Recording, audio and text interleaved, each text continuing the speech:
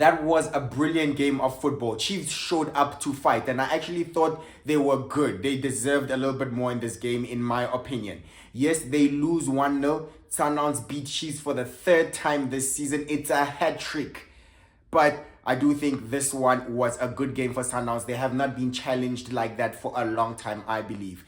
So the goal came by none other than, you guessed it, Ribeiro, right? So he basically put a volley that ripped through the net.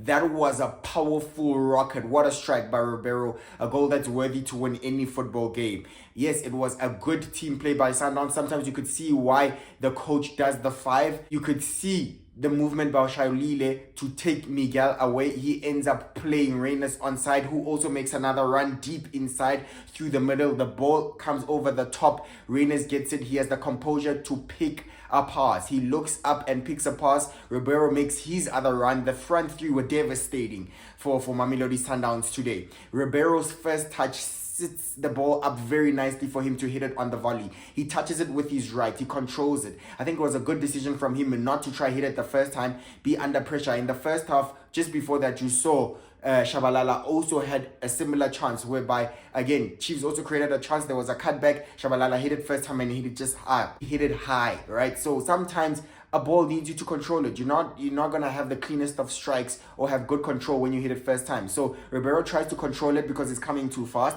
and it sits up. I'm not sure if that touch to take the ball up was actually intentional, but then the connection he makes with his left foot is so sweet. It's powerful. It's clean. No chance for Preez Bavuma in goal. No chance for no keeper stopping that. What a powerful rocket. What a goal. And then he does this to show you that he's the man this season. He's absolutely killing, and another goal for him. But to be fair, he had a fairly quiet game, in my opinion. He just got this match-winning strike, right? But obviously, it's worth the 3 points. However, my review, Mamelodi Sundowns, I don't think they were very special today. The game obviously changed because Ribeiro scored just before halftime, which meant Chiefs had to come out. But during the game, I thought Chiefs were comfortable, and I thought Coach Nabi was gonna be the happier coach going into the dressing room at 0-0. The game naturally turns into a counter-attack as Chiefs commits more bodies forward, more chances for Sundowns to score open up. They catch Chiefs on the counter many a times, and they have a few more shots at goal and shots on target. But that is expected when another team is chasing a game. So I did not think Sundowns were really, really special today. I think it's probably their worst game that they've had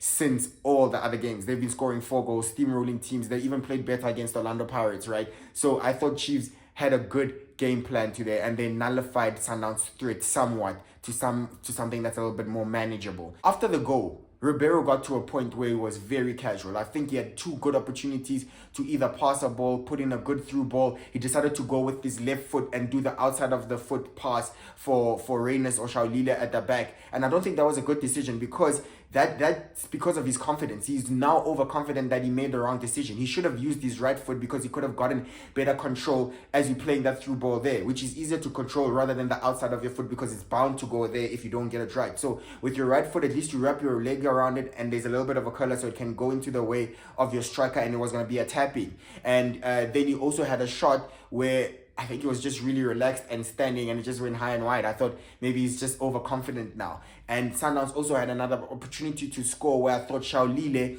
this time he was on his right foot and his cross was way too hard for Reynolds and not too close to him. It was more close to the keeper, but he hit it way too hard and that was also going to be a tap-in for Reynolds. So those are really the good chances that Sundowns created, let's say at 0-0 or at 1-0. But then also in the second half, obviously space opens up as Chiefs commits more bodies forward to try get the equalizer that it leads to the counter-attack, and you get shots from Tashreeq Matthews, you got shots from Tebogo Mokoena that pulls out Preez Bavuma saves, but that was expected based on how the game was flowing. I want to take this moment to rate Kaizer Chiefs players and their performances.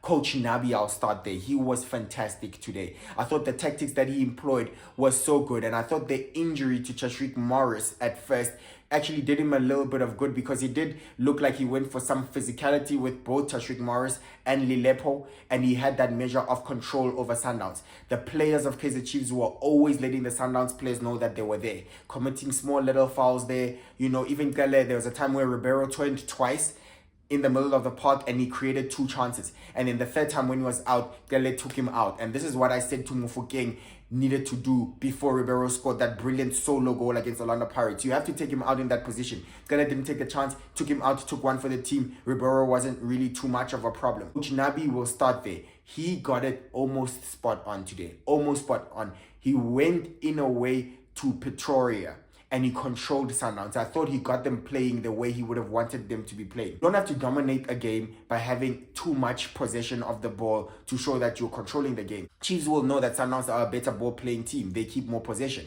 All they have to do is just direct them with their possession. They possession harmless. Don't give away too many chances. And I think Chiefs were doing that, right? So Coach Nabi went with good tactics and Chiefs were having lots of opportunities on the break that needed more quality. They lacked in the final third. They lacked quality in their final third, Kaizer Chiefs. And I think that was their downfall because they couldn't create a good chance and take it. But they did have good chances. But they couldn't create a clear cut and just take it. So yeah, they were lacking in that final third. So however, I thought Coach Nabi was brilliant in the way that he set up his team, and Chiefs had some measure of control in that game. Even in the second half when they were chasing, they chased the game responsibly, and they did create good chances for themselves to score. Like I said, they were just lacking in the final third, and I'm not sure if Coach Nabi could have done too much there. I thought from my side, he had a good performance. I'd give his performance like a 7 out of 10. 7.5 to 8 out of 10, right? I think maybe the players let him down a little bit. And obviously, what are you going to do about that goal? It was a smashing goal, right? So yeah, not too many faults from Coach Nabi, in my opinion. However, the people that I want to point out, Miguel, stinker. I don't know what goes on with Miguel when he's playing Sundowns, but he looks like he hasn't shaken off his demons from the previous games. Another stinker. And towards the end, it just shows it where there was a long ball over the top. He was alone and he tried to take it back to the keeper and he heads it out for a corner. It just summed it up for me. A stinker. There's times where he was losing the ball a lot. He was giving away possession a lot. And he got dragged and pulled by Shaolile for the goal. He got dragged and pulled by Peter Shaolile way too wide, which created that space that Reynolds explored for the goal. And he also played Reynolds onside. So I thought if he was a little bit more careful, he wouldn't press Shaolile because he's going away from goal. He's going out to the wing, to the center. That he's not a threat. You didn't have to follow him like that, I believe. But he was getting dragged out of position so many times. He didn't have good control over the game and over his defense, and he was losing the ball way too many times for me. So I was not happy with his performance. Ashley Dupree, that's a stinker, and I felt so sad for him.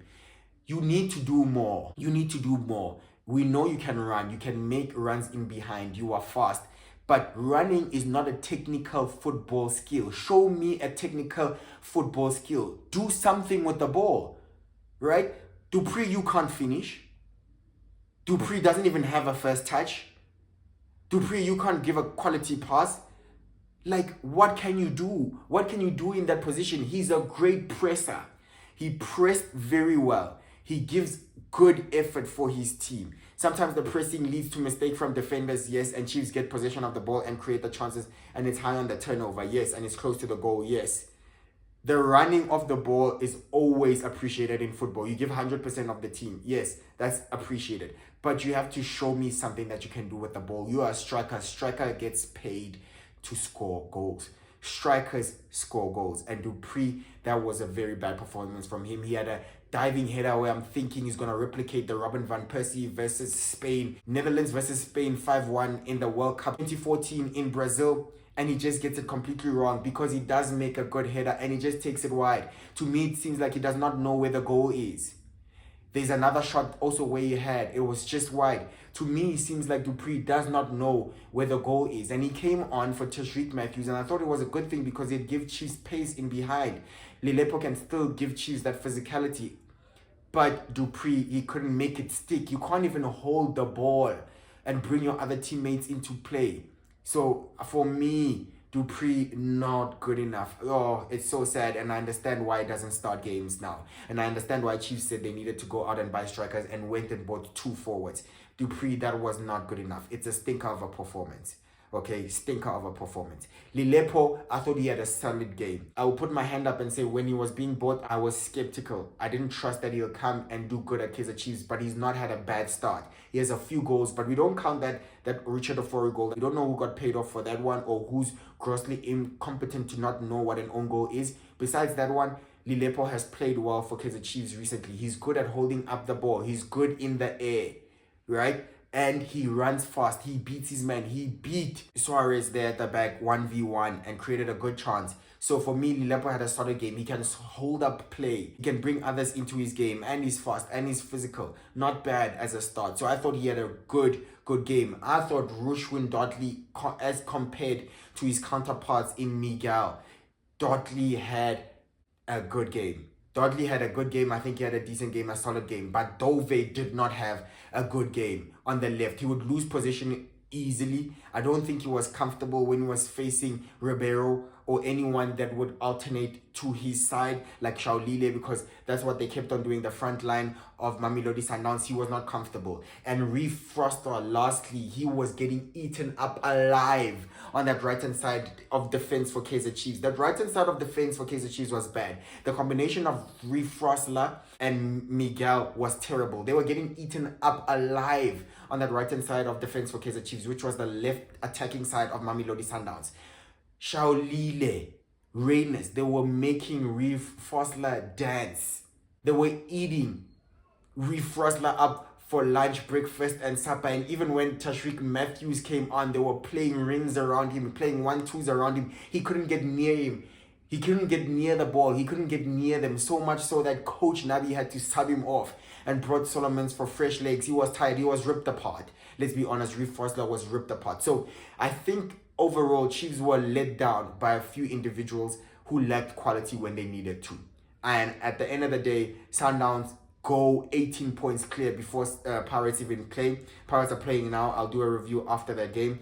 But Sundowns just get the job done and they keep moving forward. Win after win after win. And like I said, I think the league is already wrapped up now. I'm not sure if Pirates can keep up. So yeah, with that being said, I'm going to go watch the game. But yeah, at the end of the day, I thought Chiefs were totally in the game and they deserved something. So I was impressed actually with the performance of Kaizer Chiefs. So yeah, Sundowns won the game. Chiefs won our hearts for me today. Congratulations to Sundowns. They walk away with the 3 points, but not a bad showing from Kaizer Chiefs. Good for the fight. I thought it was going to be worse, but let me give you credit. You showed up. And you know, there are lots of positives to take from this game. That's my review. Please subscribe and I'll see you on the next one. Bye-bye.